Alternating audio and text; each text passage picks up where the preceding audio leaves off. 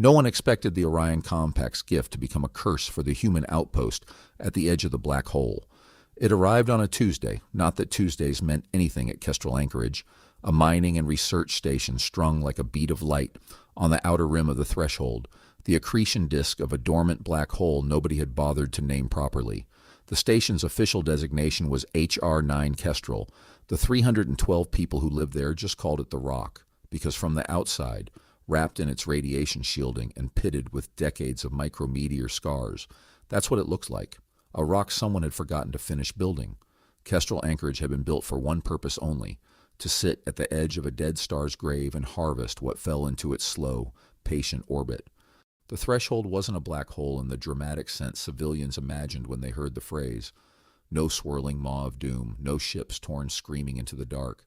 It was old and quiet, its accretion disk a wide, glittering river of dust and shattered rock that had been dying gently for longer than humanity had existed. Mining crews skimmed rare, heavy elements off that river in slow, careful passes. Researchers cataloged the strange physics that pooled at its edges, where gravity bent light into ribbons and time ran a fraction of a second slower than it did everywhere else in known space. It was by any reasonable measure the least eventful posting in the outer fleet, which was exactly why Voss had requested it 4 years ago, after a career spent in places that were considerably more eventful than she'd liked. She'd built a good life out of that quiet. 31 crude research stations back toward the core would have given a great deal for Kestrel's mining yields alone, but what Voss was proudest of wasn't the ore counts. It was the fact that in 4 years she hadn't lost a single soul to anything worse than a broken arm and one memorably ill-advised zero-gravity racquetball tournament. 312 people lived and worked here in the particular, hard-won calm of a crew that trusted its commander and mostly trusted each other. It was not a station built for crisis. It was a station built for the long, unglamorous work of watching a dead star finish dying, one careful harvest at a time. Commander Elena Voss was drinking coffee that tasted faintly of recycled hull coolant, a flavor she'd stopped noticing around year 3. When the sensor array lit up with a contact that made every screen on the bridge blink amber in unison. "That's not debris," said Lieutenant Okafor, squinting at the readout like it had personally offended him. "That's a ship, a big one." "Orion configuration," Voss said, setting down her cup. She didn't need to check twice. Nobody in human space forgot the silhouette of an Orion vessel, those long, segmented hulls that looked like something grown rather than built, all soft curves and bioluminescent seams. Humanity had been trading cautious words with the Orion Compact for 6 years now. Cautious was the operative term. The Orions were old, older than any species humanity had met, older than the ruins some human ships had found scattered across a dozen dead systems. Ruins the Orions themselves refused to discuss. They were polite, they were distant, and they had never, not once, sent a ship this deep into human territory. "They're hailing," Okafor said. "Put it up." The Orion emissary that resolved on the screen looked, as they always did, unsettlingly close to human. Tall, gaunt, skin the pale gray of moonlight on water, eyes too large and too dark, set slightly wrong for a human face to read comfortably. Its name, as close as human throats could manage it, was Sail Ranouvé. Voss had spoken to it twice before, at the trade summit on Ceres, and once over a comm relay during a border dispute nobody liked to remember. "Commander Voss." The translator lagged half a second behind the movement of Sail's mouth, giving every sentence a strange, ghostly echo. "The compact extends a gift to your outpost, in recognition of 6 years of peaceful conduct along the threshold." "A gift," Voss repeated, "a vessel, autonomous, a relic of significant age, recovered from the debris field surrounding the system's central mass." Sail's dark eyes didn't blink. Orion's rarely did. It was one of 100 small details that made every conversation with them feel like talking to something wearing a very good mask. "We believe it predates even our own civilization. We offer it as a token of trust and as an opportunity. Your species is young and curious and unafraid of things that are older than yourselves. We are not always so." Behind Voss, she heard Okafor mutter, something that sounded a lot like, "That's not ominous at all."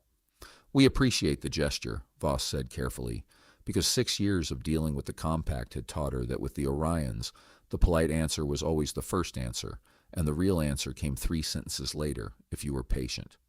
May I ask why now? Why us? Because you are close to the threshold, Sale said, and because the vessel was found close to the threshold, and things that come from the same place tend to find each other again. We thought it fitting. It was, Voss would think much later, the single least reassuring sentence anyone had ever said to her, delivered in the tone of someone commenting on the weather. The gift drifted into Kestrel's main bay 4 hours later on its own thrusters, requiring no tug, no guidance, which unsettled the docking crew more than they cared to admit. It was small, barely 40 meters, black as the space it had come from, except for a webwork of faint silver lines across its hull that pulsed, slowly, like something breathing.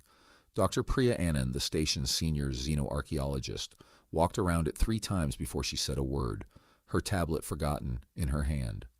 "It's not Orion make," she finally said. "It's not anything I've cataloged. Look at the hull composition. That's not alloy, that's grown. Organic metallic hybrid. And the markings," she gestured at the silver web, "those aren't decorative.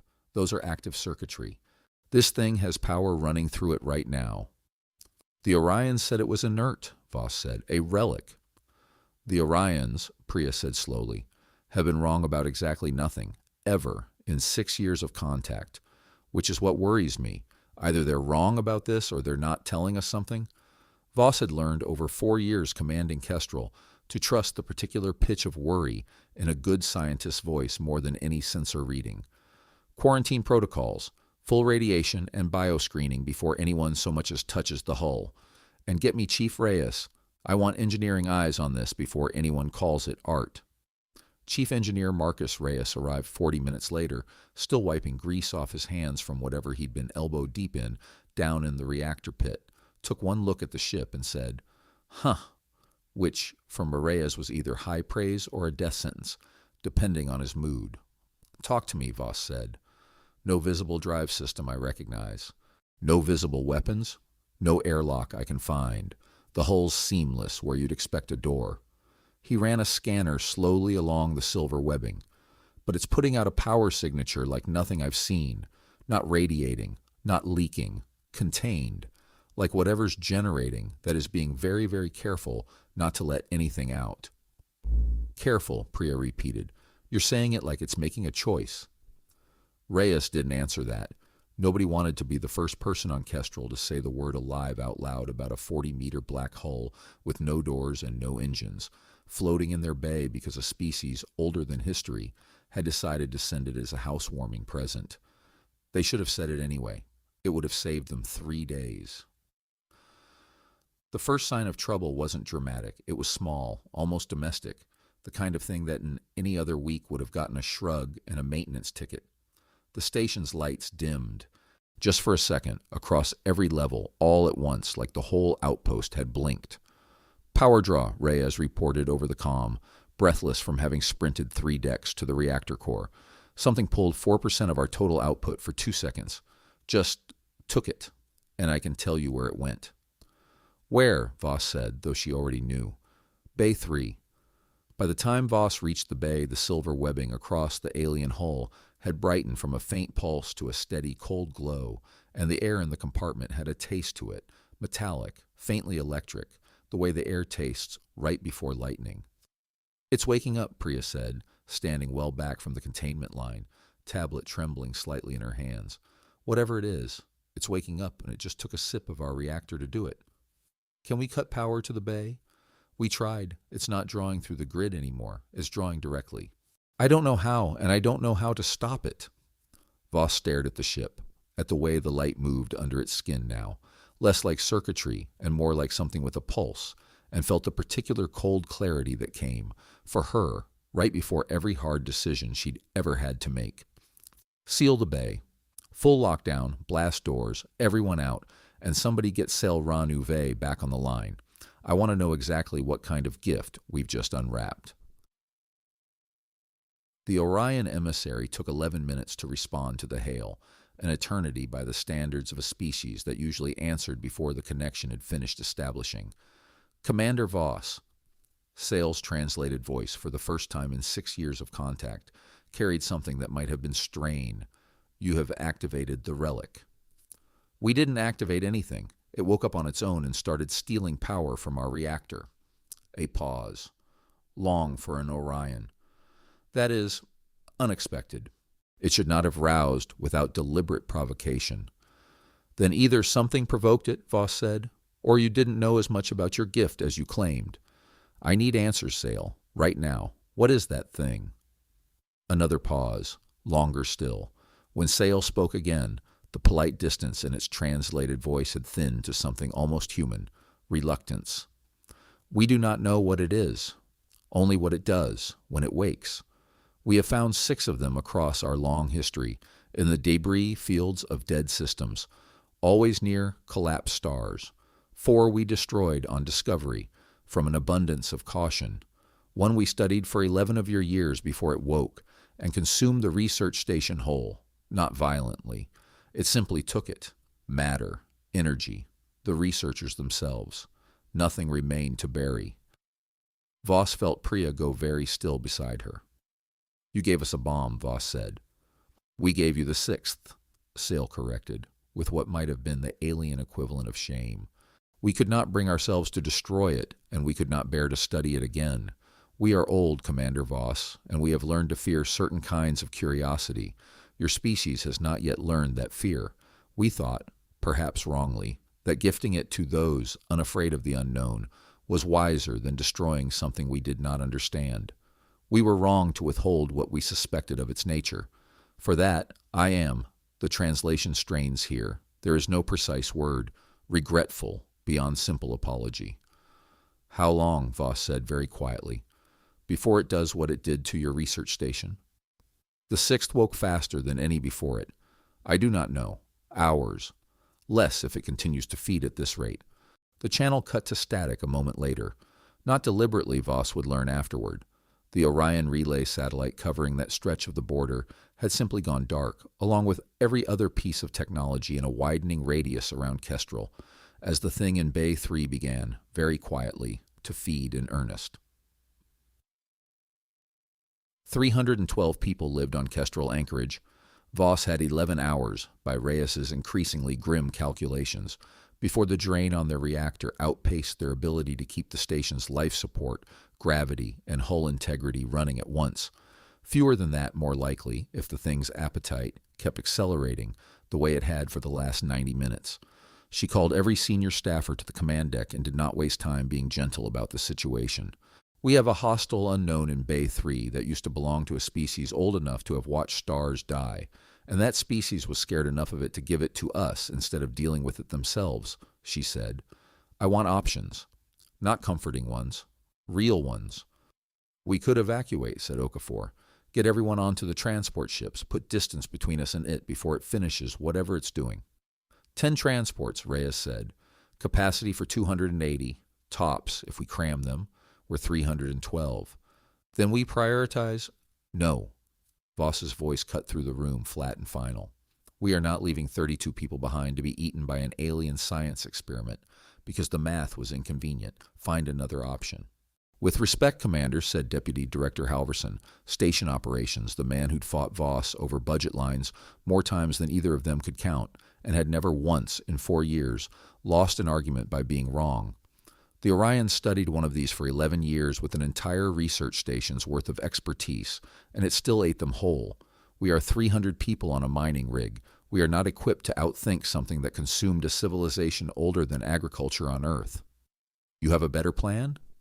I have the only plan that's ever worked against this thing, Halverson said, and to his credit his voice didn't waver, even as the room turned to look at him like he'd suggested something monstrous.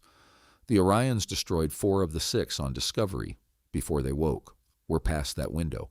But we still have weapons, Commander, and we still have a reactor core we could overload and eject straight into that bay if it comes to it. I am not saying we do it lightly. I am saying that if the choice comes down to 32 people or 312, I would rather live with the first number than lose the whole station finding out the hard way that Dr. Annan's theory was wrong. Voss held his gaze for a long moment. She didn't like him for saying it. She respected him more for saying it anyway, out loud, in front of the whole command staff, instead of waiting to raise it privately where it wouldn't cost him anything. Noted, she said finally. The overload option stays on the table as a last resort, and you'll have my authorization to prep it in parallel with everything else we try. But we are not leading with the plan that kills it before we've spent 1 hour trying to understand it. Are we clear? Clear, Commander. Halverson didn't look happy about it.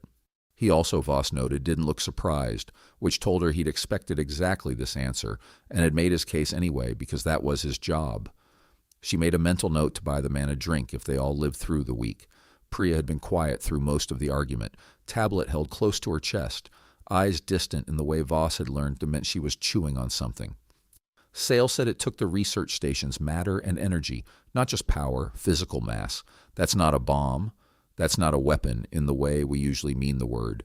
It's a consumer. It doesn't attack. It just absorbs everything nearby, gradually, into whatever it is. How does that help us? Because things that consume can, in theory, be starved or overfed. Priya's eyes sharpened, focusing on something only she could see yet. Sale said the fourth one they destroyed on Discovery probably meant they blew it up before it could wake. That's not our situation. Ours is already awake and feeding. But the fifth, the one that ate the research station, that took 11 years of slow build-up before it triggered, this one's accelerating in hours. Why the difference? Does it matter why? Okafor said. We need it dead, not diagnosed. It matters, Priya snapped, because if I'm right about why it's speeding up, I might know how to stop it. Voss held up a hand, silencing the room. Talk fast, Doctor. The research station had a full crew running normal operations, drawing steady, predictable power for 11 years. That thing sipped from it slowly, adapting at whatever pace the station's own systems changed. We panicked. We cut power, sealed doors, tried to fight it with brute denial, and it responded by escalating, taking more, faster, like a predator that's been startled into a full sprint instead of a stalk. She looked around the room. I think we made this worse by trying to starve it suddenly. It's not attacking us. It's reacting to us, which means we might be able to talk to it, Reyes said slowly, the way you'd calm down anything that's cornered and scared instead of actually hostile. Or, Priya said, we control exactly what and how much we feed it, instead of fighting it or panicking, direct its appetite instead of denying it. The room went quiet. It was, on its face, an insane suggestion. Feed the monster, on purpose, and hope it behaved. Voss had commanded Kestrel long enough to know that the insane suggestion was very often the only one that worked, because the sane ones had already been tried by smarter, older civilizations and had failed badly enough to leave 6 identical horrors scattered across the dead systems of the galaxy. Reyes, she said, can you build a feed line, something we control, something we can shut off in a heartbeat if it goes wrong, that routes power directly into Bay 3 instead of letting that thing rip it out of our main grid at will? Reyes was already moving toward the console, fingers flying. Give me 40 minutes and every spare conduit on the station, and yeah, I can build you a leash. Do it. Voss turned to Priya. And you're going to figure out what it actually wants beyond raw power, because I am not betting 312 lives on a guess. It took Reyes 38 minutes, 6 engineers, and language that would have gotten every one of them written up under normal circumstances. What emerged was a single reinforced conduit, snaking from the auxiliary reactor directly into Bay 3, fitted with a manual cutoff switch that Reyes insisted on holding himself. Because if this goes sideways, I want my hand on the kill switch, not some kid's. Priya, meanwhile, had done something stranger. She'd pulled every scrap of sensor data from the last 90 minutes and laid it against the pattern of the thing's silver-webbed pulsing, and found something that made her go very quiet and very still. It's not random, she told Voss, pulling up the pattern on the main screen. A rhythm, waxing and waning, unmistakably structured once you knew to look. This isn't a machine consuming resources. This is a rhythm, almost like breathing or a heartbeat. I think, she said, and her voice had the particular unsteadiness of someone saying something she only half believed herself. I think it's not a weapon at all. I think it's a creature, one that's been asleep so long it forgot how to wake up gently. A creature old enough to have outlived whatever built it, Voss said slowly, found near a dying star, in debris that used to be something else entirely. A survivor, Priya said. Maybe the last one of whatever it used to be. And it just got woken up in a strange place, surrounded by strangers, and it's doing the only thing it knows how to do when it's scared, taking what it needs to feel safe again.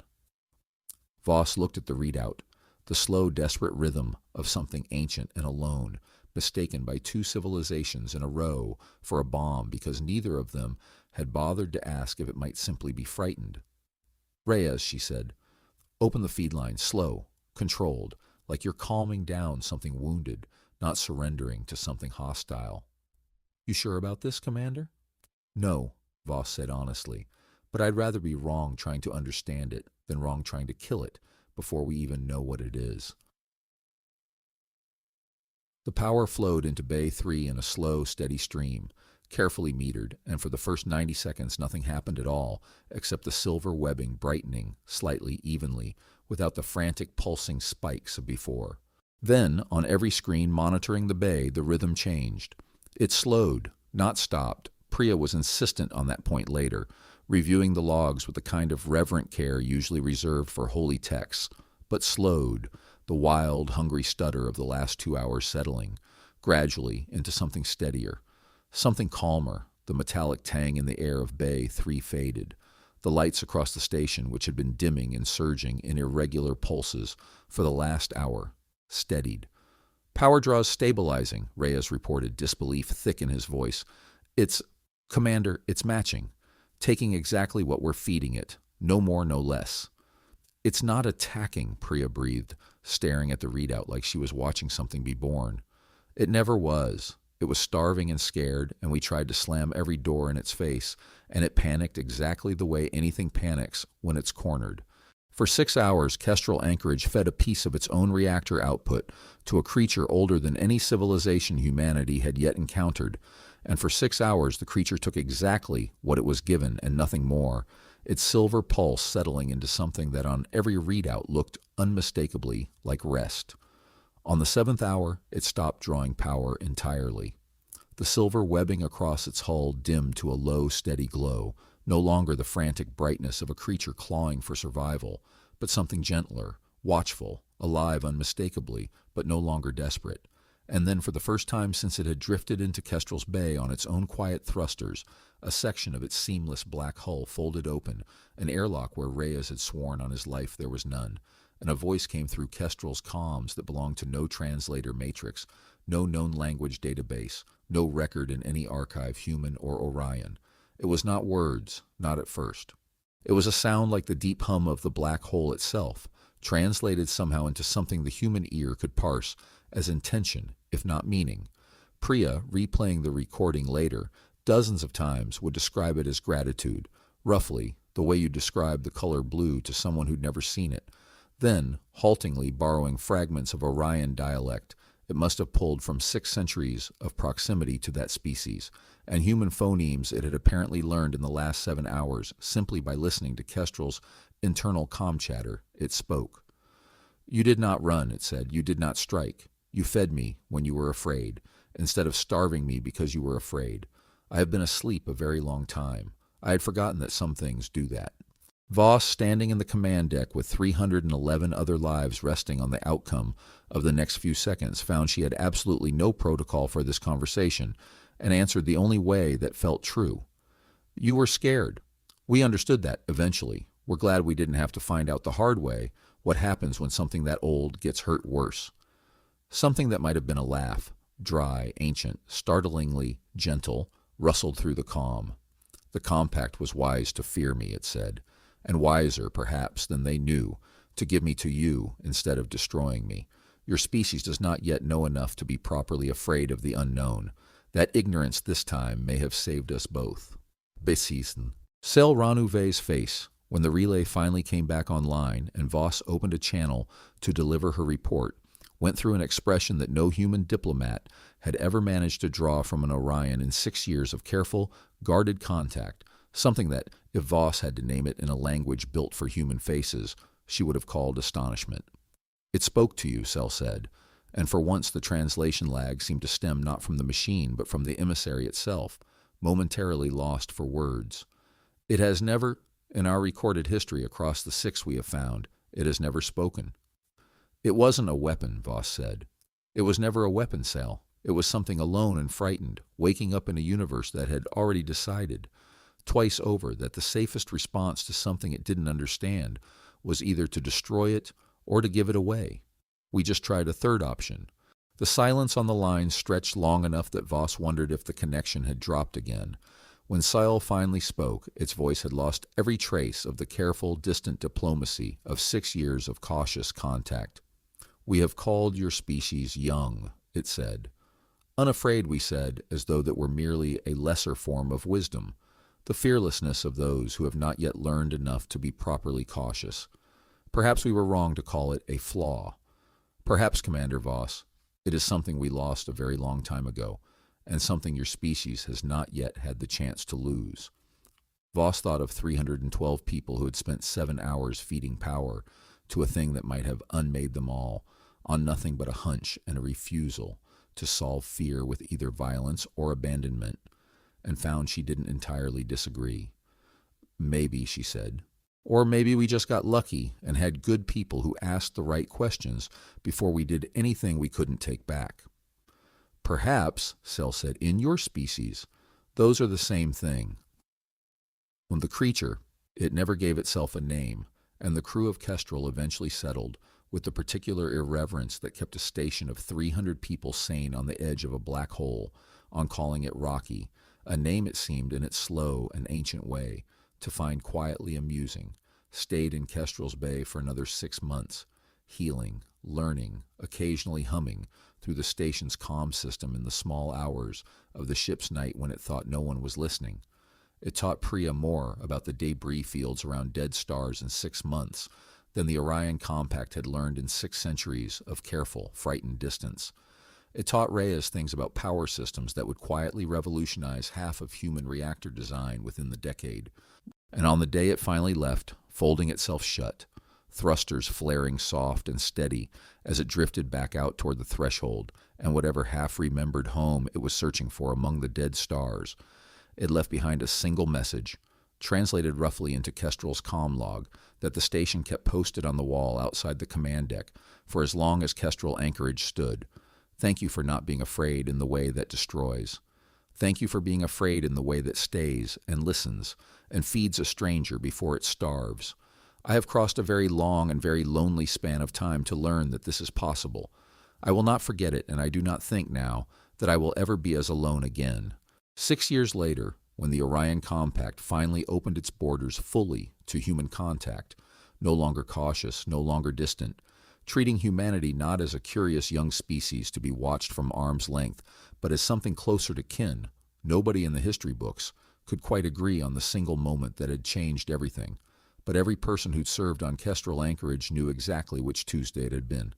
Halverson, for what it's worth, was the one who ended up designing the automated feed and monitor protocol that Kestrel used for the rest of the creature's stay, a system built entirely around the assumption that the safest response to something powerful and afraid was patience metered out in careful, controllable doses. He never fully admitted he'd been wrong to argue for the overload option that first night. Voss never made him. She'd learned a long time ago that the people worth keeping close were the ones who argued hardest for the plan that might save everyone, and then worked hardest to make the plan that actually got chosen succeed. When the creature finally left, it was Halverson's monitoring rig running quietly in the background for 6 months that had caught every shift in its rhythm and let Priya build the translation matrix that let it speak at all. Reyes kept the manual cutoff switch from that first feed line mounted on the bulkhead outside his office for the rest of his career. Unlabeled, a small, dull piece of hardware that meant nothing to anyone who hadn't been there. He liked to say it was the only weapon he'd ever built that worked by never being used. And Voss, on the last night before the creature finally departed, stood alone at the observation deck and watched the long, slow silhouette drift out past the edge of the station's lights, silver seams pulsing that same steady, unhurried rhythm it had settled into on the 7th hour of the worst day of her command. She thought about Sale's voice and the word it had reached for and failed to translate cleanly, regretful beyond simple apology, and she thought that maybe the real gift the Orion Compact had given Kestrel wasn't the creature at all. It was the chance to be the first ones, in all that long and careful history, who'd looked at something ancient and terrified and chosen to ask what it needed instead of what it was for. It wasn't much of a lesson to hang an entire diplomatic shift on. But 6 years later, watching the first unguarded Orion delegation step off their ship into Kestrel's Bay without a single translator running interference, without the careful, measured distance that had defined every meeting before, Voss decided it had been enough.